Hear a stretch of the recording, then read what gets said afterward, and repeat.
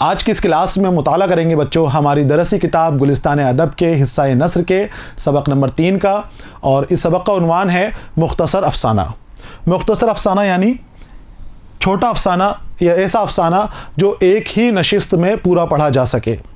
सबक के अंदर मुख्तसर अफसाने की तारीफ़ दे रखी है, मुख्तसर अफसाने की तारीख़ दे रखी है और साथ ही मुख्तसर अफसाने के हवाले से दिगर अहम मालूमात दे रखी है जिसका हमने मुताला किया है। सबक को मैंने कई हिस्सों में तकसीम किया है। पहले हिस्से के अंदर हमने मुख्तसर अफसाने के हवाले से मालूमात हासिल की। उसके बाद के हिस्सों के अंदर जो कई हिस्से हैं यहाँ हम सबक में दिए गए मुख्तसर अफसानों का मुताला कर रहे हैं। उन अफसानों को लिखने वाले अफसाना निगारों की ज़िंदगानी और तर्ज तहरीर की खुसूसियात का मुताला कर रहे हैं। साथ ही अफसाने से मुतालिक सवाल व जवाब की मश्क भी हम साथ साथ करते आ रहे हैं। यहाँ पर मैं हिस्सा 5 के साथ आपके सामने हाजिर हुआ हूँ। इस हिस्से के अंदर हम कुर्रतुल ऐन हैदर का तारुफ हासिल करेंगे। कुर्रतुल ऐन हैदर उर्दू अदब का बड़ा नाम है, बड़ी वाक़ार शख्सियत है और बड़ी अहमियत की हामिल शख्सियत है। उर्दू अदब में कुर्रतुल ऐन हैदर का नाम किसी तारुफ का मोहताज नहीं है, बड़ी मशहूर हैं, बड़ी मारूफ हैं। कुर्रतुल ऐन हैदर अपनी रोमानियत के लिए जानी जाती हैं, अपनी हकीकत निगारी के लिए जानी जाती हैं, साथ ही तख़य्युल की बुलंदी के लिए जाने जाती हैं। आपने औरतों के मसाइल को बड़ी वजाहत के साथ उठाया है, बड़ी ज़ोर के साथ उठाया है, ज़ोरदार तरीके से उठाया है और आपने औरतों की किस तरह से हालात है, किस तरह से मुआशरे में उनको रखा जाता है, सच्चाई के साथ बयान किया है। तबकाती कशमकश को आपने बड़ी खूबसूरती से दिखाया है। आप बड़े तबके से, आला तबके से ताल्लुक़ रखती थी। आपके वालिद भी बड़े रसूखदार थे, वालिदा भी बड़ी रसूखदार थी। दोनों अफसाना निगार थे, नावल निगार थे। तो बड़े तबके से ताल्लुक़ रखने की वजह से उनसे आपकी क़ुर्बत रही और उनकी परेशानियाँ, उनके किए गए जुल्म व सितम उनकी नज़रों के सामने से गुज़रे। उन्होंने सच्चाई के साथ जैसा है वैसा का वैसा ही अपने नावलों में, अफसानों में उन सच्चाइयों को ज़ाहिर किया है। यानी जो जुल्म या खबासतें उन लोगों ने की हैं, बुलंद दर्जे के लोगों ने जो छोटे तबके के लोगों के ऊपर जुल्म व सितम किए हैं, कुर्रतुल ऐन हैदर ने बग़ैर किसी बात को छुपाए हुए सारी चीज़ें ज़ाहिर कर दी हैं, उस कशमकश को ज़ाहिर कर दिया है। आपको हिजरत करनी पड़ी थी। हिंदुस्तान के तकास्मे के बाद आपको पाकिस्तान जाना पड़ा था। पाकिस्तान में आपने नावल लिखा लेकिन वहाँ पर वो नावल बर्दाश्त नहीं हुआ। आपके ऊपर पाबंदियाँ लगा दी गई, सख्तियाँ हो गई। आप परेशान होकर वापस हिंदुस्तान आई और यहीं आपने मुस्तक़िल सुकूनत इख्तियार की और हिंदुस्तान में ही उनका इंतकाल हुआ। आज हम कुर्रतुल ऐन हैदर के हवाले से मालूमात हासिल करेंगे, तर्ज तहरीर के बारे में और ज़िंदगी के हवाले से भी हम मुख्तसर मालूमात सबक के इस हिस्से में हासिल करेंगे। तो हम शुरू करते हैं बच्चों कुर्रतुल ऐन हैदर का तारुफ। यहाँ भी आपको गौर व फिक्र के साथ मुताला करना है, समझते हुए चलना है, ज़िंदगी भी आपकी और तर्ज तहरीर की खुसूसियात भी। पैदाइश का सन है आपका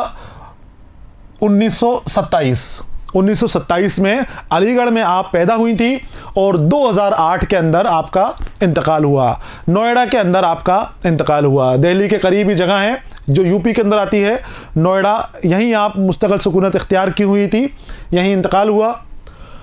कुर्रतुल ऐन हैदर अलीगढ़ में पैदा हुई जहां उनके वालिद अलीगढ़ मुस्लिम यूनिवर्सिटी में रजिस्ट्रार थे, बाइज़्ज़त और बावक़ार थे। सज्जाद हैदर यल्दरूम का नाम आपने सुना होगा, आपके वालिद थे। आबाई वतन नेहटोर ज़िला बिजनौर हैं। उनके वालिद सज्जाद हैदर यल्दरूम और वालिदा नज़र सज्जाद हैदर भी अपने दौर के मारूफ अफसाना निगार हैं। दोनों ही बड़ा नाम है। आपके वालिद भी बड़े बावक़ार और बहुत अच्छे अफसाना निगार थे, नावल निगार थे और आपकी वालिदा भी बहुत अच्छे अफसाने और नावल लिखा करती थी। सज्जाद हैदर यल्दरूम आपके वालिद का नाम है और नज़र सज्जाद हैदर आपकी वालिदा का नाम है और कुर्रतुल ऐन हैदर के नाम से आप जानी जाती थी। सारी चीज़ें आपको याद रखनी है बच्चों। कुर्रतुल ऐन हैदर ने मैट्रिक और बीए तक की तालीम बनारस और देहरादून में हासिल की। आपकी तालीम का इंतज़ाम भी आपके वालिद ने बहुत अच्छा किया था। आला दर्जे की आपने तालीम हासिल की है क्योंकि आपकी ज़िंदगी जो है खुशहाल ज़िंदगी थी, जागीरदाराना ताल्लुकात थे, ख़ुद भी जागीरदार घराने से ताल्लुक़ रखती थी, तो बहुत अच्छी तालीम आपने हासिल की और आपका मेयार भी बुलंद मेयार था, आपका अंदाज़ भी बहुत उम्दा में अंदाज़ था। 1947 में इज़ाबेला थॉबॉर्न कॉलेज लखनऊ यूनिवर्सिटी से अंग्रेज़ी में एमए किया और आर्ट और अदब की मज़ीद तालीम के लिए आप लंदन चली गई। शुरुआती तालीम बनारस और लखनऊ से आपने हासिल की, कॉलेज से वहाँ पर आपने बीए किया और उसके एमए भी किया और उसके बाद आला तालीम के लिए आप लंदन चली गई। लंदन में मशहूर अंग्रेज़ी अखबार टेलीग्राफ के शोबा इदारत के अंदर आप मंसूब हो गई। टेलीग्राफ जो बहुत नामवर अखबार है, आज भी बड़े नामवर है, जाना जाता है अपने नाम से ही, इससे आप जुड़ गई और साथ ही बीबीसी रेडियो से भी आप वाबस्ता रहीं। लंदन के अंदर वतन वापसी के बाद कई साल मुंबई में क़याम रहा, जहां अंग्रेज़ी रसाइल इम्प्रिंट और इलस्ट्रेटेड वीकली में बतौर मुदीर आपने काम किया। ये जो इलस्ट्रेटेड वीकली है और इम्प्रिंट है, यहाँ आप मुंबई में वाबस्ता हुई थी, मुंबई के अंदर इन अखबारात के साथ काम किया और लंदन के अंदर आपने बीबीसी रेडियो में और टेलीग्राफ के साथ जुड़ी रही, वहाँ उनके साथ काम किया। बाद में अव्वलन अलीगढ़ मुस्लिम यूनिवर्सिटी में और फिर जामिया मिल्लिया इस्लामिया दिल्ली में विजिटिंग प्रोफेसर के मनसब पर आप फाइज रहीं। शुरू के अंदर आपने अलीगढ़ मुस्लिम यूनिवर्सिटी में काम किया और उसके बाद जामिया मिल्लिया इस्लामिया जो दिल्ली में वाक़ है, यहाँ से आप मंसूब रहीं, यहाँ भी आप विजिटिंग प्रोफेसर के ओहदे के ऊपर फाइज रहीं। कुर्रतुल ऐन हैदर का अवलीन अफसाना 1944 में शाया हुआ। अभी तक बच्चों हम बात कर रहे थे उनकी ज़िंदगानी के हवाले से, ज़िंदगी किस तरह से गुजरी, किस तरह से गुजर बसर हुई, ख़ानदान क्या था, इन हवालात से हमने मुताला किया। अब आपकी तर्ज तहरीर और कलाम क्या क्या थे उनके हवाले से बात की जा रही है। तो आपका पहला अफसाना 1944 में शाया हुआ था और अफसानों का पहला मजमुआ सितारों के आगे 1947 में, और पहला नावल मेरे भी सनम खाने 1949 में मंजर आम के ऊपर आया। उर्दू और अंग्रेज़ी में उनकी तकरीबन 30 किताबें शाया हो चुकी हैं।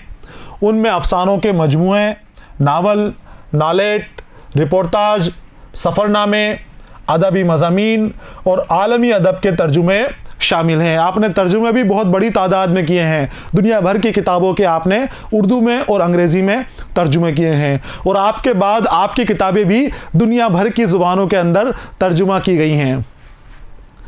उनके कई अफसानों और नावलों के तर्जुमे हिंदुस्तान और दुनिया की मुतअद्दिद ज़बानों में शाया हो चुके हैं, मुतअद्दिद बहुत बड़ी तादाद के अंदर। आग का दरिया, आखिर शब के हमसफ़र, कारे जहां दराज है और चांदनी बेगम उनके मशहूर नावल हैं। कुर्रतुल ऐन हैदर के अफसानों और नावलों की ज़ुबान बहुत रवा और पुरकशिश है। उनके तहरीरों में हिंदुस्तान की तारीख़ और तहज़ीब व सकाफ़त की झलकियाँ ख़ास गहराई के साथ दिखती हैं और उनके अफसानों में भी इस चीज़ ने गहराई पैदा कर दी है। उन्हें साहित्य एकेडमी अवार्ड, ज्ञानपीठ अवार्ड और पद्म भूषण का खिताब भी पेश किया जा चुका है। बहुत बड़े एजाज़ात हैं जो उनको हासिल हुए हैं और बहुत दिलकश और आसान ज़ुबान के अंदर आप अफसाने लिखती थी, नावल लिखती थी, हर किसी को समझ में आ जाए और जो बात कह रहे हैं वो बात भी अपना असर पैदा कर दे, इस तरह के उनके अफसाने हैं। उनके नावल भी इसी तरह के हैं। मैंने आपको बताया कि जागीरदाराना ख़ानदान से ताल्लुक़ रखती थी, तो जागीरदाराना रिवाजों को, रीतियों को वो करीब से देख रही थी, उनमें क्या खामियां थी और किस तरह से वो कश्मकश का सबब बन रहे थे जागीरदाना रिवाज, उनको भी इन्होंने गौर से देखा और उनको भी अपने अफसानों में शामिल किया। साथ ही ख़ुद भी खातून थी तो ख़वातीन की इज़्ज़त करती थी, एहतराम करती थी, उनको मिलने वाले सदमा, दुख, दर्द, गम को इन्होंने बारीकी से देखा, करीब से देखा और उसको भी अपने अफसानों में शामिल किया गया। वो कहती थी, अपने अफसानों में बार बार दोहराया उन्होंने और बहुत कैफियत के साथ दोहराई ये बात कि औरतें अपनी कमज़ोरी के सबब आदमियों से मदद लेने के लिए मजबूर हैं, अपनी कमज़ोरियों के सबब आदमियों से मदद लेने के लिए मजबूर हैं, लेकिन आदमी औरतों की मजबूरियों का फ़ायदा उठाते हैं। और बार बार इन्होंने इस बात को कई अफसानों में इस तरह से शामिल किया है कि सामने लाया जाए इस कमी को, इस खबासत को लोगों को सामने लाया जाए, मंजर आम पर लाया जाए, ताकि इस चीज़ में कमी लाई जा सके। तो बहुत खूबसूरत आपके अफसाने हैं और दिलकश अंदाज के अंदर आप लिखती थी। ज़बान आपकी सादा थी और तहजीब और सकाफ़त की झलक आपके अफसानों के अंदर नज़र आती है। तहजीब कौन सी? हिंदुस्तानी तहजीब, और साथ ही जिस तबके से वो जुड़ी हुई थी, आप आला दर्जे से ताल्लुक़ रखती थी, तो उस तबके की भी सच्चाइयाँ और जो भी चीज़ें हैं आपके अफसानों के अंदर शामिल कर ली गई हैं। हिंदुस्तान के तकसीम का दर्द भी आपके अफसानों में और आपके नावल में नज़र आता है, क्योंकि तकसीम के वक्त आपको भी हिंदुस्तान छोड़कर पाकिस्तान जाना पड़ा था। चले गए थे आप, लेकिन बाद में वहाँ से परेशान होकर वापस लौट आए हिंदुस्तान के अंदर। तो इन तजुर्बात को भी आपने अपने अफसानों में, अपने नावल में बहुत खूबसूरती से पिरोया है। आपके अफसाने और नावल का ज़ख़ीरा बड़ा वसी ज़ख़ीरा है, बहुत बड़ा फैला हुआ ज़ख़ीरा है, लेकिन बड़ा ही खूबसूरत और दिलचस्प ज़ख़ीरा है और अदब के अंदर अपनी बड़ी अहमियत रखता है। यहाँ पर बच्चों कुर्रतुल ऐन हैदर के हवाले से हमने मुख्तसर मालूमात हासिल की है, जो मुकम्मल हो गई है। और अगला हिस्सा जो होगा इस सबक का, अगला वीडियो जो होगा, उसमें हम कुर्रतुल ऐन हैदर के अफसाने फ़ोटोग्राफ़र का मुताला करेंगे। फ़ोटोग्राफ़र के ज़रिए वो पूरी दुनिया हमें दिखा रही हैं, दुनिया की सच्चाइयों से हमें आशना करा रही हैं, वक्त की अहमियत बता रही हैं और दुनिया की फ़ना होने की फितरत की तरफ तवज्जो दिला रही हैं कि हम सारे काम कर रहे हैं, खूब भागा दौड़ी कर रहे हैं, जद्दोजहद में लगे हुए हैं, लेकिन ये सब फिजूल हैं। आखिर में हमें अपनी फ़ना की तरफ जाना है, हमें सबको ख़त्म होना है। तो उसी तरह हम ज़िंदगी गुजारें तो हमारे लिए बेहतर होगा। अगले हिस्से के अंदर हम सबक फ़ोटोग्राफ़र का मुताला करेंगे। तब तक के लिए इंतज़ार कीजिए, पढ़ते रहिए, खुश रहिए। अलविदा।